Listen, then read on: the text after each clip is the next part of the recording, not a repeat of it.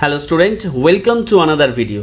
আজকের ভিডিওতে আমরা তোমাদের সাথে আলোচনা করব নতুন একটি চাকরির বিজ্ঞপ্তি নিয়ে, যেখানে টাটা স্টিলের পক্ষ থেকে কিন্তু নতুন রিক্রুটমেন্ট শুরু হয়েছে।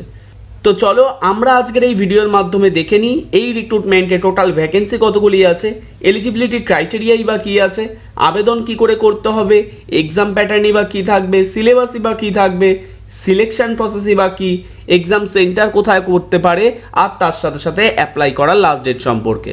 তো চলো ভিডিওটি শুরু করা যাক। প্রথমে যদি আমরা দেখি তাহলে দেখতে পারবো প্রথমেই বলা হয়েছে টাটা স্টিলের কিন্তু নতুন নিয়োগের একটি বিজ্ঞপ্তি বেরিয়েছে, যেখানে কিন্তু ফ্রেশার্সরাও আবেদন করতে পারবে। অর্থাৎ তোমাদের যদি কোনো ধরনের কোনো এক্সপিরিয়েন্স না থাকে সেক্ষেত্রেও কিন্তু তোমরা আবেদন করতে পারবে। যে কোনো জেলা, যে কোনো রাজ্য থেকেও কিন্তু তোমরা আবেদন করতে পারবে।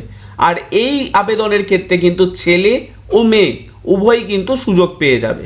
এরপর যদি আমরা পরের পার্টে দেখি তাহলে আমরা অফিসিয়াল নোটিফিকেশনের একটি ওভারভিউ দেখতে পারবো, যেখানে বলা হয়েছে টাটা স্টিলের থেকে এই রিক্রুটমেন্টটি কিন্তু 2025 সালেই বেরিয়েছে, যেখানে সরাসরি ইন্টারভিউয়ের ভিত্তিতেই কিন্তু তোমাদের নিয়োগ হবে।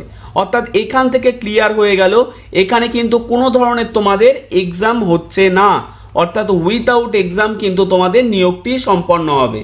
তাছাড়া সারা ভারত থেকে আবেদন করা যাবে, যেটা বললাম, অভিজ্ঞতারও কোনো প্রয়োজন হচ্ছে না।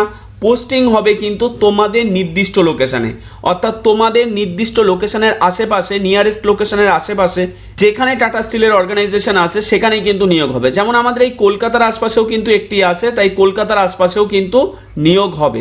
তো তোমরা যারা যারা অ্যাপ্লিকেবল হবে অবশ্যই আবেদন করে দিও। এরপরে যদি দেখো তাহলে অর্গানাইজেশনের নাম আমরা আগেই জানলাম। অ্যাপ্লাই তোমাদের কিন্তু করতে হবে অনলাইন পদ্ধতিতেই। আর এই অনলাইনে যে নাকি আবেদনের পদ্ধতি, এটা কিন্তু অলরেডি শুরু হয়ে গেছে।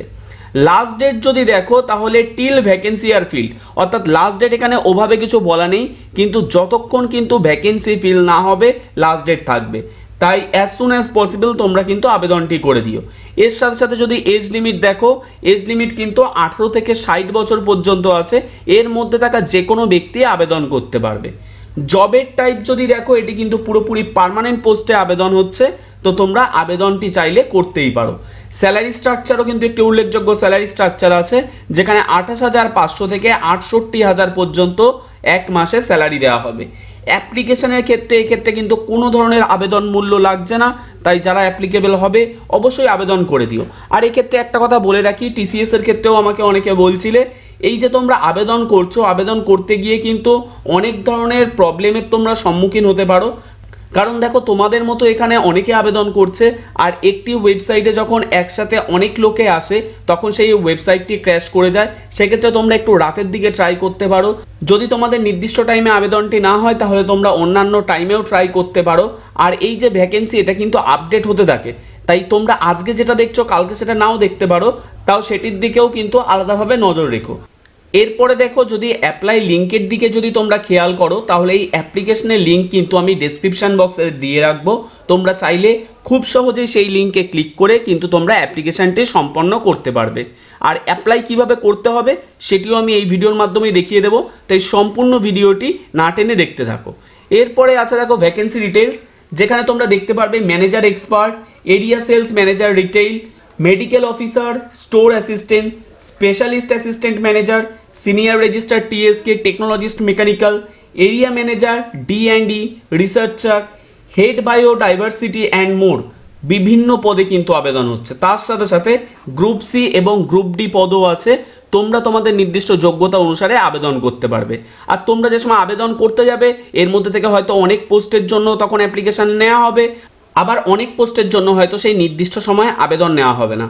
তাই যেই পোস্টের জন্য যখন ভ্যাকেন্সি ওপেন থাকবে সেই অনুসারেই কিন্তু এডুকেশান কোয়ালিফিকেশান লাগবে। তাই এডুকেশান কোয়ালিফিকেশানও কিন্তু টাইমে টাইমে চেঞ্জ হবে। তোমরা হয়তো কোনো টাইমে দেখবে যে এডুকেশান কোয়ালিফিকেশান হিসাবে তোমাদের 12 পাসে হয়ে যাচ্ছে, কিছু কিছু সময় দেখবে 10 পাসে হয়ে যাচ্ছে, আবার কিছু কিছু ক্ষেত্রে তোমরা দেখবে যে গ্র্যাজুয়েট ছাড়া কিন্তু কিছু কিছু পোস্টে তোমরা আবেদন করতে পারবে না। তাই এই দিকটাও কিন্তু আলাদাভাবে তোমরা খেয়াল রাখবে। এরপরে যদি আমরা সিলেকশন প্রসেস দেখি তাহলে দেখতে হবে, এখানে দেখো দেওয়া আছে, প্রথমে তোমরা যে আবেদনপত্রটি করবে, যেই আবেদনটি করবে রিজিউমের মাধ্যমে, সেই আবেদনপত্রটি কিন্তু প্রথমে ওরা একটি স্ক্রুটিনি করবে। তার মাধ্যমে তোমাদের মধ্যে থেকে যারা যারা এলিজিবল প্রথমে কিন্তু তাদেরকে আলাদাভাবে ওরা চিহ্নিত করবে। আর এই এলিজিবল ক্যান্ডিডেটদের কিন্তু আলাদা আলাদাভাবে ডাকবে। হতে পারে তোমরা যবে আবেদন করছো তার 1 মাস 2 মাস 3 মাসের ভিতরেও তোমাদের ডাকতে পারে। আবার কিছু কিছু ক্ষেত্রে যদি ভ্যাকেন্সি তোমাদের আগেই ফিল হয়ে যায়, সেক্ষেত্রে তোমাদের নেক্সট ভ্যাকেন্সি যখন উপলব্ধ হবে এই কোম্পানির থেকে তখন কিন্তু ডাকবে। তো কাউকে হয়তো 1 মাসেও ডাকতে পারে, আবার কাউকে হয়তো 4 মাস 5 মাস বা 1 বছর পরেও ডাকতে পারে। তাই সেই দিকটাকে তোমরা কিন্তু খেয়াল রাখবে। যেহেতু আবেদন করতে কোনো মূল্য লাগছে না, তাই আবেদনটি চাইলে তোমরা করেই দিতে পারো। এরপরে যেই সমস্ত ক্যান্ডিডেট এই স্ক্রুটিনির মাধ্যমে সিলেক্টেড হবে, অর্থাৎ শর্ট লিস্টেড ক্যান্ডিডেট, তাদের কিন্তু একটি ইন্টারভিউয়ের ব্যবস্থা করা হবে, অর্থাৎ তাদের এরপরে একটি ইন্টারভিউ রাউন্ড তাদের জন্য কন্ডাক্ট করা হবে। আর তোমাদের যে আবেদন করতে হবে এটি কিন্তু মোবাইল আর ইমেল আইডিতেই কিন্তু তোমাদের সাথে যোগাযোগ করবে। তাই একটি তোমার নিজস্ব পার্মানেন্ট ইমেল আইডি ও তার সাথে সাথে মোবাইল নাম্বার তোমাদের কিন্তু দরকার হবে। বয়সের ক্ষেত্রে দেখলে কিন্তু তোমাদের মিনিমাম 18 বছর বয়স হতেই হবে, সেই দিকটাকেও তোমাদের নজর রাখতে হবে। আর আবেদনের পদ্ধতির ক্ষেত্রে তোমাদের প্রথমেই বললাম, নাম, ইমেল অ্যাড্রেস, মোবাইল নাম্বার, প্রথমে এগুলো তোমাদের এন্ট্রি করতে হবে। তারপরে তোমাদের পার্সোনাল ডিটেলসগুলো এন্ট্রি করতে হবে। এরপর তোমাদের এডুকেশন কোয়ালিফিকেশান এন্টার করতে হবে। আর তারপরে একটি রিজিউমে তোমাদের কিন্তু আপলোড করতে হবে। এখানে কিন্তু তোমাদের ইন্টারভিউয়ে চান্স পাওয়া অনেকটাই নির্ভর করবে এই রেজিউমের উপরে। তাই এই রেজিউমেটা যখন বানাবে এটির দিকে কিন্তু স্পেশালভাবে নজর রাখবে। এটাকে যত ভালোভাবে সাজাতে পারবে, যত ভালোভাবে উপস্থাপন করতে পারবে, ততই কিন্তু তোমাদের এই ভ্যাকেন্সির ক্ষেত্রে চান্স পাওয়ার সম্ভাবনা বেড়ে যাবে। আর এরপর ফাইনাল স্টেপে তোমাদের এই ফর্মটিকে সাবমিট করতে হবে, যার মাধ্যমে কিন্তু তোমরা অ্যাপ্লিকেশনটি ঠিকঠাকভাবে করে দেবে। এবার চলো আমি নির্দিষ্ট ওয়েবসাইটে গিয়ে তোমাদের পুরো অ্যাপ্লিকেশনের প্রসেসটাকে দেখিয়ে দিই। আর তার আগে বলে রাখি, যারা এই ফর্ম ফিল আপটি করতে চাও তারা কিন্তু আমার ডেসক্রিপশন বক্সে একটি লিঙ্ক দেখতে পারবে, যেই লিঙ্কে ক্লিক করে খুব সহজেই কিন্তু তোমরা এই অ্যাপ্লিকেশনের ওয়েবসাইটটিতে পৌঁছে যেতে পারবে। তো চলো আমি প্রথমে অ্যাপ্লিকেশনের ওয়েবসাইটে যাই আর সেখানে গিয়ে তোমাদের সাথে বাকি জিনিসগুলো আলোচনা করছি।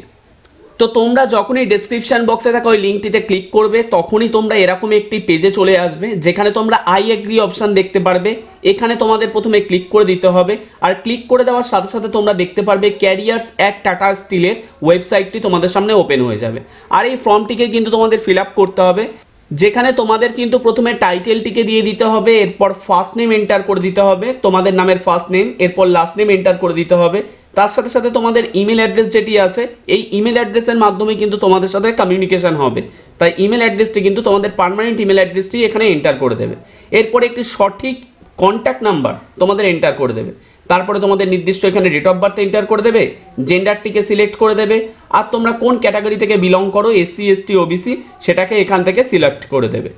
আর এরপরে দেখো প্রফেশনাল ডিটেলস আছে, যেখানে তোমাদের প্রফেশনাল ডিটেলসের মধ্যে তোমাদের কারেন্ট সিটির নাম কি, টোটাল তোমাদের যদি কোনো এক্সপিরিয়েন্স থেকে থাকে, কতদিনের এক্সপিরিয়েন্স আছে সেটাকে এখানে সিলেক্ট করে দেবে, কত মাসের এক্সপিরিয়েন্স আছে, কত বছর কত মাস সেটাকে এখান থেকে বেছে নেবে।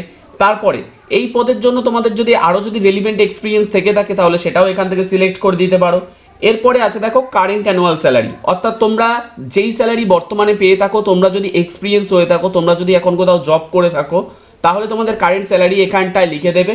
এরপরে আছে দেখো এক্সপেক্টেড সিটিসি, অর্থাৎ তোমরা কত টাকা স্যালারি পেতে চাও সেই এক্সপেক্টেড অ্যামাউন্টটা এখানটায় লিখে দেবে। আর নোটিস পিরিয়ড এখানে এন্টার করে দেবে। এখানে এই নোটিস পিরিয়ড হলো তুমি কয়দিনের ভিতরে এই টাটা স্টিল কোম্পানিতে জয়েন করতে পারবে যদি তোমরা সিলেক্ট হয়ে যাও। সেই দিনটাকে মনে করো তুমি এখন একটা কোম্পানিতে কাজ করছো, তুমি 10 দিনের আগে বেরাতে পারবে না, তাহলে এখানে নোটিস পিরিয়ডে 10 এন্টার করে দেবে। আর তোমরা যদি একদম ফ্রেশার্স হয়ে থাকো বা যদি মনে হয় তোমরা ইমিডিয়েট জয়েন করতে পারবে, তাহলে এখানে ইমিডিয়েট লিখে দেবে। 1 or 2 ডেও এখানে লিখে দিতে পারো বা 0 days লিখে দিতে পারো, যেটা তোমার দরকার সেই বুঝে তুমি লিখে নিতে পারো। এরপরে আছে দেখো are you currently working with any of the Tata group companies, তুমি যদি কোনো টাটা গ্রুপের কোম্পানির সাথে যদি কাজ করে থাকো কারেন্টলি, তাহলে ইয়েস করে দেবে, না হলে নো করে দেবে। Have you previously worked at Tata Steel, তুমি কি এর আগে কখনো টাটা স্টিলের সাথে কাজ করেছো? যদি কাজ করে থাকো তাহলে ইয়েস করে দেবে, আদারওয়াইজ নো করে দেবে। আর এরপরে তোমাদের যে হাইয়েস্ট কোয়ালিফিকেশন আছে সেটাকে সিলেক্ট করে দেবে। দেখো এই যে পোস্টটির জন্য ভ্যাকেন্সি বেরিয়েছে, এই পোস্টের জন্য কিন্তু মেনলি গ্র্যাজুয়েট ডিপ্লোমা এরাই কিন্তু অ্যাপ্লিকেবল। তাই দেখো বাই ডিফল্ট এখানে 4টে পোস্টের নাম দিয়েছে, কিন্তু এরকম অনেক পোস্ট বেরোয় যেগুলো ক্লাস 10 পাস 12 পাসেও হয়ে যায়। সেক্ষেত্রে তোমরা যখন সেই ধরনের পোস্টে অ্যাপ্লাই করবে তখন সেই ধরনের 10 বা 12-এর অপশান এখানে দেখতে পারবে, কিন্তু এক্ষেত্রে কিন্তু ডিপ্লোমা, গ্র্যাজুয়েট, মাস্টার্স এরাই অ্যাপ্লিকেবল। তাই তোমরা এর মধ্যে থেকে তোমাদের যেটা কোয়ালিফিকেশান সেটা তোমরা সিলেক্ট করে নেবে। আর এরপরে দেখো এডুকেশন স্পেশালাইজেশনে তোমাদের যদি এক্সট্রা যদি কোনো স্পেশালাইজেশন থেকে থাকে কোনো কিছুতে, তাহলে তোমরা সেটাকে এখান থেকে সিলেক্ট করে দেবে। টাইপ অফ কোর্স থেকে তোমাদের কোর্সটি কি ফুল টাইম ছিল নাকি পার্ট টাইম ছিল নাকি করেসপন্ডেন্স ছিল সেটাকে তোমরা কিন্তু এখান থেকে সিলেক্ট করে দেবে। আর এরপরেই আসে মেইন পার্ট, যেখানে তোমাদের কিন্তু একটি রেজিউমে আপলোড করতে হবে, আর এটার ভিত্তিতেই কিন্তু মেনলি তোমাদের ডাকা হবে। আর এই যে রেজিউমে তোমরা আপলোড করবে সেটা কিন্তু ম্যাক্সিমাম সাইজ 3 MB হতে পারে, তার থেকে বেশি সাইজের রেজিউমে কিন্তু আপলোড করতে পারবে না। ফরম্যাট দেখলে তোমরা দেখতে পারবে ডক্স, PDF বা RTF, এই 4টে টাইপেরই কিন্তু তোমরা রেজিউমে শুধুমাত্র আপলোড করতে পারবে। এরপরে আছে অ্যাডিশনাল সার্টিফিকেট, যদি তোমাদের আদার্স কোনো ধরনের সার্টিফিকেট থেকে থাকে তাহলে সেই সার্টিফিকেটের নাম তোমরা এখানে মেনশন করতে পারো। আর এরপরে এই চেকবক্সটিতে ক্লিক করে সাবমিট অ্যাপ্লিকেশানে ক্লিক করে তোমরা কিন্তু অ্যাপ্লিকেশানটিকে সাবমিট করে দিতে পারো। এরপরে কোম্পানি যখন তোমাদের এই ডিটেলসটি দেখবে, তোমাদের অ্যাপ্লিকেশানটি দেখবে, দেখে তাদের রিকোয়ারমেন্ট অনুসারে কিন্তু তোমাদের ইন্টারভিউয়ের জন্য কল করবে। আর এই যে ইন্টারভিউয়ের যে কলটি আসবে এটিও কিন্তু ইমেলের মাধ্যমে হবে। আদারওয়াইজ কিছু ক্ষেত্রে কিছু ইম্পর্টেন্ট জিনিস তোমাদের মোবাইল নাম্বারেও পাঠাতে পারে। তাই এই দুটো জিনিস কিন্তু তোমাদের পার্মানেন্ট হওয়া চাই, যেটা সব সময় থাকবে। আর আজকের ভিডিওটি এতটুকুই। এরকমই যদি তোমরা নিত্য নতুন বিভিন্ন ধরনের গভর্নমেন্ট জব, সেন্ট্রাল জব ছাড়াও বিভিন্ন প্রাইভেট সেক্টরের জবের আপডেট পেতে চাও তবে অবশ্যই আমাদের চ্যানেলটিকে সাবস্ক্রাইব করে রেখো। আর কোনো ধরনের কোনো যদি ইনকোয়ারি থেকে থাকে তাহলে অবশ্যই কমেন্ট বক্সে কমেন্ট করো। দেখা হচ্ছে তোমাদের সাথে পরবর্তী ভিডিওতে। ধন্যবাদ।